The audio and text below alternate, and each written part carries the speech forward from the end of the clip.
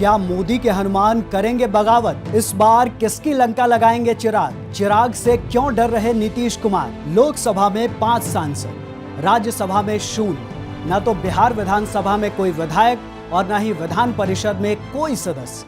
फिर किस हैसियत से बिहार विधानसभा चुनाव में 40 से 50 सीटों की उम्मीद लगाए बैठे हैं चिराग पासवान? लोकसभा चुनाव में बीजेपी और जेडीयू के दम पर अपनी सभी सीटें जीतने में कामयाब रहे। एक तरफ तो चिराग पासवान खुद को पीएम मोदी का हनुमान बताते हैं, वहीं दूसरी तरफ ज्यादा सीटें पाने के लिए तमाम तरह की दबाव की राजनीति करने से भी नहीं चूक रहे। लेकिन सवाल है कि चिराग पासवान जब खुद को पीएम मोदी का हनुमान बताते हैं तो क्या अपने राम के साथ सीटों की सौदेबाजी करना सही है? क्या चिराग पासवान एनडीए गठबंधन से बाहर जा सकते हैं?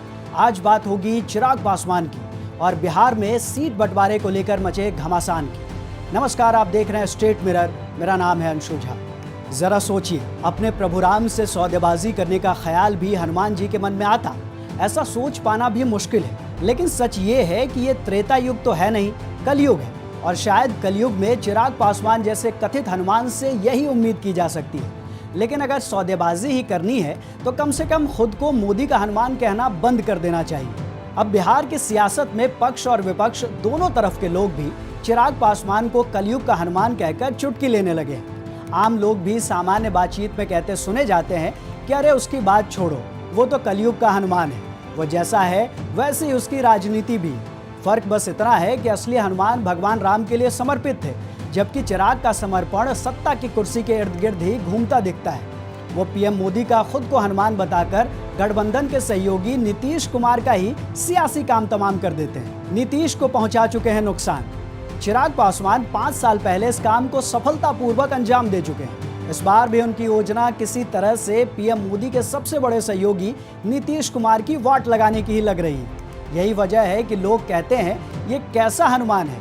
असली हनुमान ने तो रावण के महल में आग लगाने का काम किया था, जबकि ये तो अपने ही गठबंधन में आग लगाता रहता है। त्रेता के हनुमान तो बिना सोचे समझे राम के काज में जुड़ जाते थे।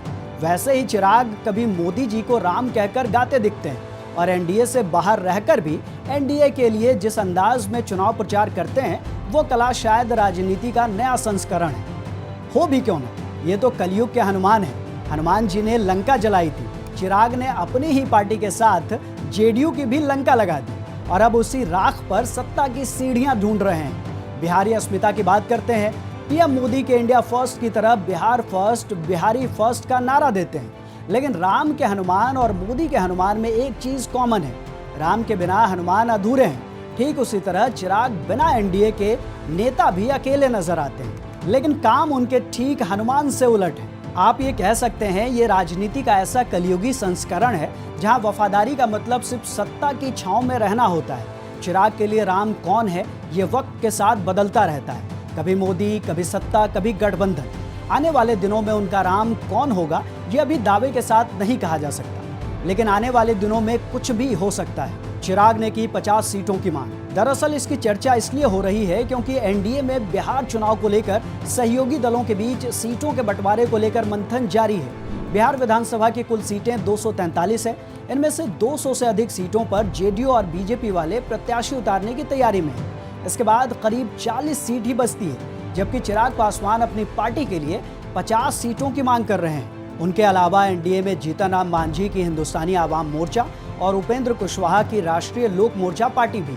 मांझी ने भी 20 सीटों की मांग की है। कुशवाहा भी पार्टी का विस्तार चाहते हैं, जबकि बीजेपी ने एलजेपीआर को 20 से 25 सीटें मिलने के संकेत दिए।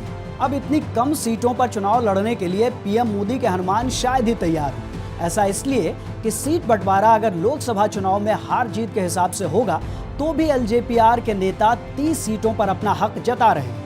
फिर चिराग पासवान क्या करेंगे? 5 साल पहले की तरह एनडीए से अलग हटकर 135 सीटों पर चुनाव लड़ेंगे और जेडीयू का बंटाधार करेंगे, या फिर प्रशांत किशोर की जनसुराज पार्टी का दामन थामेंगे? महागठबंधन में तो वो एडजस्ट नहीं कर पाएंगे। ऐसा इसलिए क्योंकि उसमें 7 पार्टियां हैं, उन्हीं को तेजस्वी यादव खुश नहीं कर पा रहे हैं। अब रामायण में तो हनुमान जी की ओर से खुद की पूंछ में आग लगवाकर लंका जलाने की कहानी है। अब ऐसे में देखना होगा कि ये कलयुगी हनुमान किसकी लंका लगाएंगे। आपकी इस पूरे मामले पर क्या राय है, कमेंट करके हमें बताइए, और वीडियो अच्छी लगी हो तो इसे लाइक करें, शेयर करें और चैनल को सब्सक्राइब जरूर करें। शुक्रिया।